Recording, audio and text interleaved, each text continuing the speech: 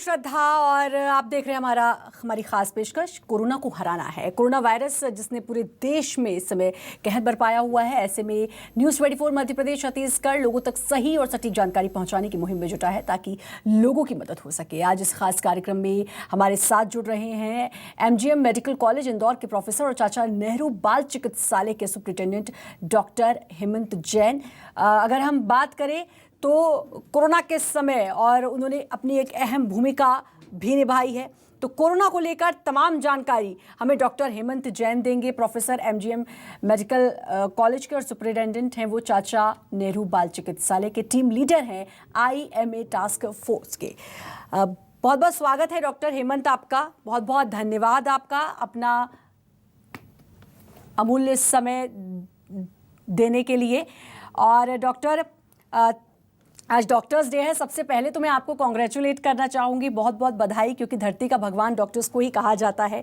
तो आज आप लोगों का दिन है और थर्ड वेव में कोई नहीं भूल सकता किस तरीके से अपना पूरा परिवार, अपना सब कुछ छोड़कर आप लोग PPE किट में इस इतनी गर्मी में आपने लोगों को ज़िंदगी दी है। उसके लिए भी बहुत बहुत थैंकफुल हूँ मैं आपकी, पूरे न्यूज़ 24 की टीम आपकी थैंकफुल है। अब कोरोना के बारे में आपसे बात करना चाहूँगी डॉक्टर, और सबसे पहला मेरा सवाल थर्ड वेव को लेकर है। रोज़ एक मन में डर बना हुआ है लोगों के, क्योंकि डेल्टा प्लस ने दस्तक दे दी है, मौत भी हुई है उससे, और एक तादाद जो है उसकी बढ़ती जा रही है। क्या करें?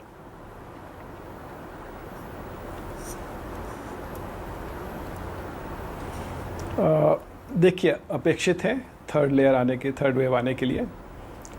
कब आएगी इसका कोई अनुमान, सटीक अनुमान तो नहीं लगा सकते हैं, बट उम्मीद है कि सितंबर अक्टूबर के मध्य में ये थर्ड वेव भारत में आएगी। इसका एक उदाहरण ये भी है कि अब आप देखिए, ब्रिटेन में कल 21,000 नए केसेस आए हैं। केसेस अब USA में बढ़ चुके हैं, मलेशिया में है, फिलीपींस में आ गए हैं। तो कोई कारण नहीं लगता कि ये जो नया डेल्टा प्लस वेरिएंट आया है ये भारत में नहीं आए। जीनोमिक सीक्वेंसिंग से कुछ केसेस हमारे यहाँ भी डेल्टा प्लस वेरिएंट के आ चुके हैं। ये बड़ा इन्फेक्टिव स्ट्रेन है, ये इसकी मारक क्षमता ज़्यादा है, और अगर ये आ गया तो हम उम्मीद करते हैं कि काफ़ी पॉपुलेशन को इन्वॉल्व करेगा ये। 18 प्लस से, जैसे आपको मालूम है, हमें मालूम है, सबको मालूम है कि अब गति बढ़ गई है वैक्सीनेशन की। अगर अपन इंदौर की बात करें तो हम लोग उम्मीद करते हैं कि मिड जुलाई तक हम लोग फर्स्ट डोज लगा देंगे एक लार्ज नंबर ऑफ पॉपुलेशन को, एंड नेक्स्ट 3 मंथ्स में हम सेकेंड डोज भी लगा देंगे। तो एक हद तक ये थर्ड वेव को रोकने में शायद कारगर सिद्ध हो सकती है, पर जन्म के बाद से 18 वर्ष की उम्र तक अभी वैक्सीन को अप्रूवल नहीं मिला है रेगुलेटरी अथॉरिटी से। वैक्सीन की ट्रायल चल रही है, हो सकता है कि सितंबर अक्टूबर में हमें बच्चों के लिए भी वैक्सीन मिल जाए 2 से 18 साल के लिए, तो उसकी फिर मारक क्षमता शायद कम हो। पर आज की तारीख में ऐसा लगता है अगर उसके पहले अगर थर्ड वेव आ गई तो बच्चे ज़्यादा इन्वॉल्व होंगे, और हमारी पूरी कोशिश ये है कि इस थर्ड वेव में पूरी तैयारी करें। हम लोग एंटिसिपेट कर रहे हैं, हम लोग प्रिपेयर्ड हैं, हर तरीके से प्रिपेयर्ड हैं। Infrastructure, number of beds, man power को लेके पूरा ह्यूमन रिसोर्सेज हम लोग देख रहे हैं, प्रोटोकॉल बना रहे हैं, और उम्मीद करते हैं कि अगर थर्ड वेव आ गई तो हम लोग, जैसे सेकेंड वेव में हम लोगों ने, ऐसा लगता है कुछ चीज़ों में हम लोगों ने, फॉर एग्जांपल ऑक्सीजन की रिक्वायरमेंट में हम लोग थोड़े पीछे रह गए थे, कुछ दवाइयों के उसमें पीछे रह गए थे। तो इस थर्ड वेव के लिए हम ये ऑक्सीजन, नंबर ऑफ बेड्स और जो इम्पॉर्टेंट दवाइयाँ हैं, इसके हम अभी से हम लोग पूरी कोशिश कर रहे हैं कि हम थर्ड वेव के पहले पूरा स्टोर कर सकें। बिल्कुल, बहुत ज़रूरी है, क्योंकि जब फर्स्ट वेव आई तो उस समय लॉकडाउन भी खैर समय पर लग गया था और इतनी घातक वो नहीं लग रही थी, लेकिन सेकेंड वेव आई, जब तक लोग समझ पाते कि ये सेकेंड वेव आ गई, और तब तक तो ऐसा लग रहा था सब कुछ तबाह हो गया है, और ये अचानक फैलती चली गई, और फिर बेड्स की कमी, ऑक्सीजन की कमी, जैसा कि आपने कहा, उससे लोगों को बहुत तकलीफ हुई। थर्ड वेव के लिए आपने कहा कि तैयारियां अब की गई हैं और तैयार हैं कि अगर थर्ड वेव आती है तो उसके लिए हम तैयार हैं। कब तक थर्ड वेव आने के चांसेस हैं डॉक्टर? क्योंकि अब जब डेल्टा प्लस के केसेस बढ़ने लग गए हैं, और जैसा कि आपने बाहर की कंट्रीज़ में भी बताया कि केसेस बढ़ने लग गए हैं, पिछली जो सेकेंड वेव आई थी वो एकदम से फैली थी, पहले कुछ केसेस थे फिर वो एकदम से फैली थी, तो क्या इसमें भी ऐसा ही है?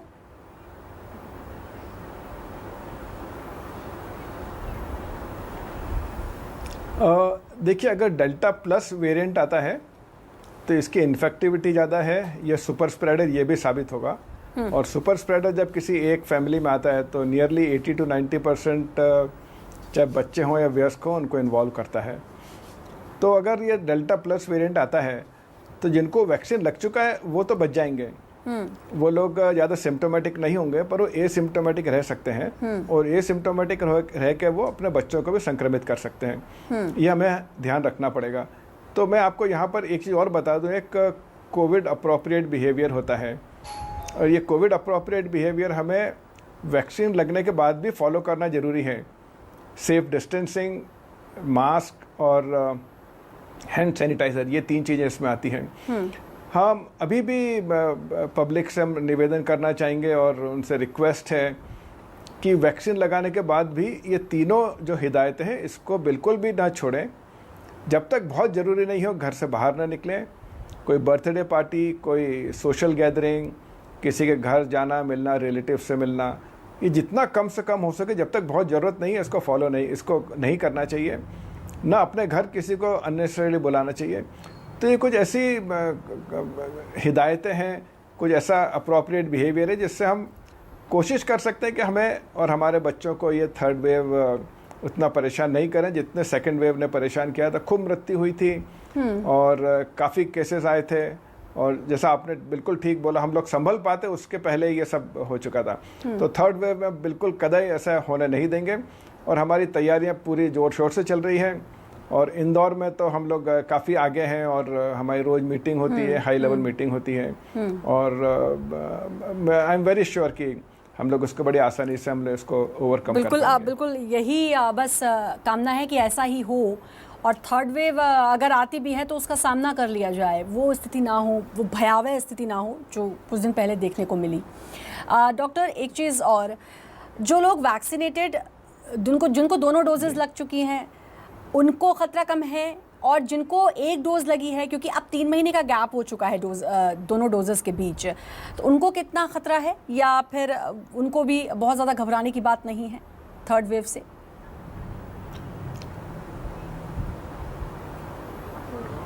देखिए, जिन लोगों को दोनों डोज लग चुके हैं उनमें एक चीज़ बिल्कुल स्पष्ट है कि वो सिम्टोमेटिक नहीं होंगे, उनको आईसीयू में भर्ती करने की ज़रूरत नहीं होगी और उनकी मृत्यु नहीं होगी।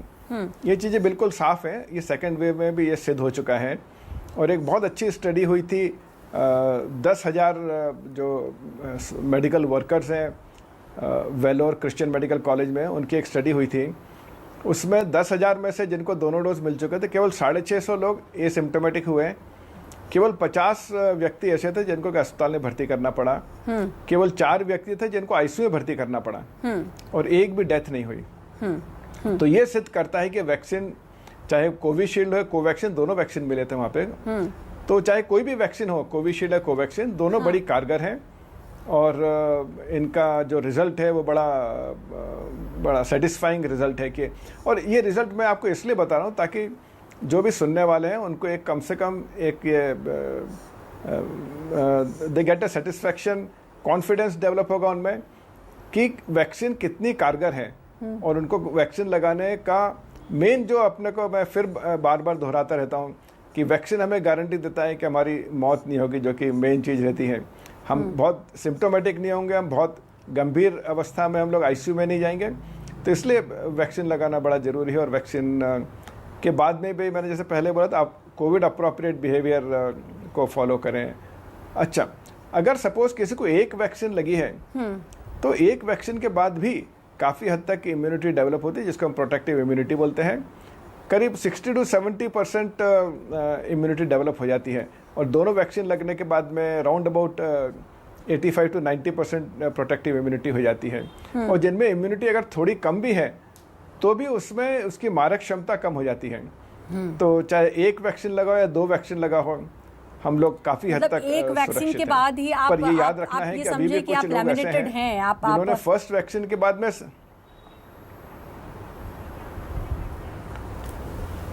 पर पूरे सुरक्षित नहीं है। तो इसीलिए मेरी आप सब लोगों से एक प्रार्थना है कि कुछ लोग ऐसे भी हैं जिन्होंने सेकेंड वैक्सीन नहीं लगवाई है, डर के मारे या भूल गए हैं या क्या कारण है ये बोलना बड़ा मुश्किल है।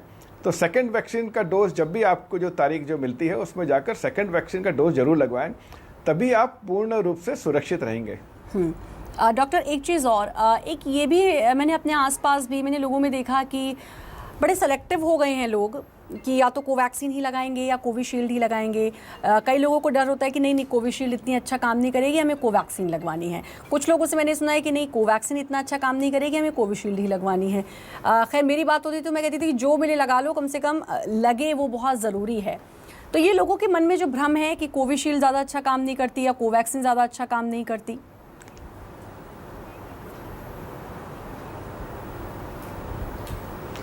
देखिए, दोनों वैक्सीन इक्वली इफेक्टिव है, कोविशील्ड भी इफेक्टिव है, कोवैक्सीन भी इफेक्टिव है।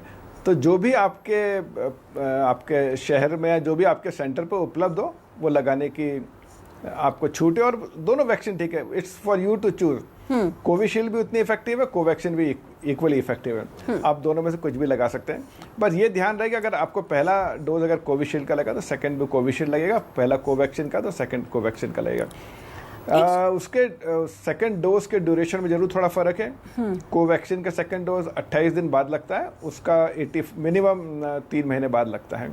बस ये आपको बात ध्यान रखनी। बाकी दोनों इक्वली इफेक्टिव है, आप कोई भी डोज लगाएं दोनों ठीक है। डॉक्टर एक चीज़ और, दोनों वैक्सीन अगर लग जाती है, किसी को पूरी तरीके से वैक्सीनेटेड है इंसान, उसके बाद क्या लाइफ टाइम आप प्रोटेक्टेड हो या फिर आपको कुछ टाइम बाद या कुछ साल बाद फिर वैक्सीन की ज़रूरत पड़ सकती है? ये कब तक इसका असर रहेगा, या फिर हम बेफिक्र हो जाएं कि अब जब तक जीवन है तब तक कोरोना नहीं फटकेगा, या फटका भी तो कोई दिक्कत नहीं होगी?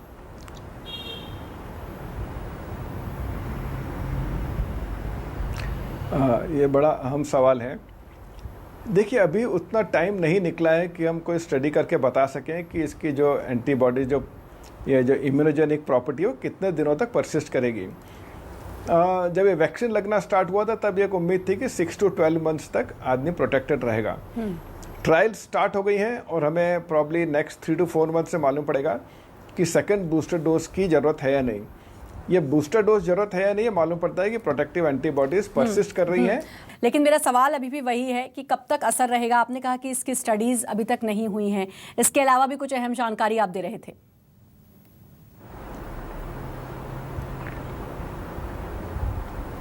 जी, तो मैंने बोला कि स्टडीज चल रही हैं और ये प्रोटेक्टिव एंटीबॉडीज कब तक परसिस्ट करेंगी, शायद हमें नेक्स्ट 3 to 4 मंथ से मालूम पड़ जाए कि सेकंड एक बूस्टर डोज की जरूरत है या नहीं है। पर आप मान के चलिए कि 6 to 12 मंथ्स तो ये इफेक्टिव रहेगी। मतलब 1 साल तक परेशान होने की ज़रूरत नहीं है।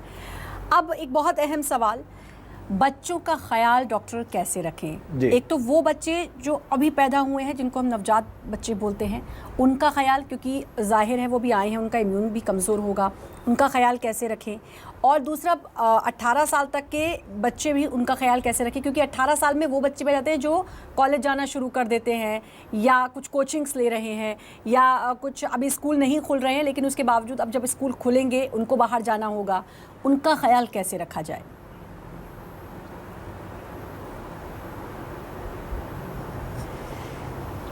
सबसे जो ज़रूरी चीज़ है जिससे हम बच्चों में संक्रमण रोक सकते हैं वो है अगर माँ बाप और दूसरे वयस्क जो उस फैमिली में रहते हैं वो अपने आप को दोनों डोज से वैक्सीनेट कराएं। अगर वो वैक्सीनेट हो जाते हैं तो वो सिम्टोमेटिक नहीं होंगे। अगर सिम्टोमेटिक नहीं होंगे तो बच्चों को संक्रमित होने की चांसेस थोड़ी कम रहेंगी। पर उसके बावजूद भी क्योंकि वो एसिम्टोमेटिक हो सकते हैं और एसिम्टोमेटिक कैरियर हो सकते हैं, तो जहाँ तक हो सके, जैसे मैंने पहले ही आपको बताया था, कोविड अप्रोप्रिएट बिहेवियर को फॉलो करना पेरेंट्स के लिए बहुत ज़रूरी है। अगर पेरेंट्स ये बिहेवियर अडॉप्ट करेंगे तो उनके बच्चों में इन्फेक्शन की चांसेस कम हो जाएंगी। और दूसरा जो अहम सवाल था कि आपने बताया कि नवजात शिशुओं को भी एक रिस्क रहती है, तो देखा यह गया है कि अभी पिछले जो सेकेंड वेव में कम से कम 20 से 25% तक महिलाएं प्रेगनेंसी के दौरान संक्रमित हुई थी। इनमें काफ़ी महिलाएं वो थी जो कि जस्ट बिफोर डिलीवरी पॉजिटिव मिली थी। तो ऐसे में जो सबसे इम्पॉर्टेंट चीज़ है जो मैं इसको बार बार दोहराना चाहता हूँ कि सबसे सफल उपाय है कि माँ का दूध हर हालत में पिलाया जाए। माँ के दूध से संक्रमण दूर होता है। अगर हम ऊपर के दूध चालू करते हैं तो उसमें दूसरी बीमारियां होने की चांसेस ज़्यादा रहती हैं। तो माँ का दूध सर्वश्रेष्ठ है, माँ का दूध अमृत है। ये हम कभी भी किसी भी तरीके से इसको हम निगेट नहीं करें।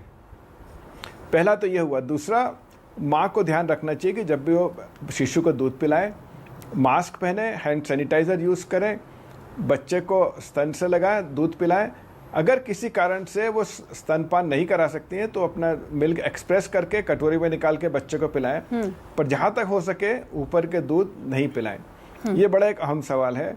और तीसरा ये है कि देखने में आया है कि अब जैसे ही लॉकडाउन ख़त्म हो जाता है, लोगों को लगता है जो अनलॉक हो गया है, शायद कोरोना बिल्कुल जड़ से ख़त्म हो गया है। बच्चों को बाहर भेजने लगे हैं, बच्चों की मिक्सिंग हो गई है। जी, तो हम फिर चाहेंगे कि बच्चे इतने मिक्स नहीं हो, क्योंकि अभी इन्फेक्शन एकदम से गया नहीं है, अभी भी कुछ केसेस आ रहे हैं और कब ये रौद्र रूप धारण कर ले इसका कोई हमारे पास अभी एग्जैक्ट वो नहीं है। तो जहाँ तक हो सके हम बच्चों को भी अप्रोप्रिएट बिहेवियर के बारे में बताएं। बिल्कुल, लापरवाह नहीं 2 होना से है। 5 साल के बच्चे थोड़े कम यूज करते हैं मास्क, पर 5 साल से जी लापरवाह डॉक्टर नहीं होना है। डॉक्टर 5 साल से बड़ी उम्र के बच्चों को मास्क लगाना ढंग से सिखाएं। जी जी जी, तो लापरवाह बिल्कुल नहीं होना है। बहुत अहम जानकारी आपने डॉक्टर दी, बहुत अपना अमूल्य समय दिया, उसके लिए मैं आपकी शुक्रगुजार हूँ। और एक बार फिर से आपको बहुत बहुत बधाई। आज नेशनल डॉक्टर्स डे है, एक बार फिर से पूरी टीम की तरफ से आपको बधाई। और हमारी इस खास पेशकश में इतना ही। बाकी खबरों के लिए लगातार बने रहिए न्यूज़ 24 मध्य प्रदेश छत्तीसगढ़ के साथ।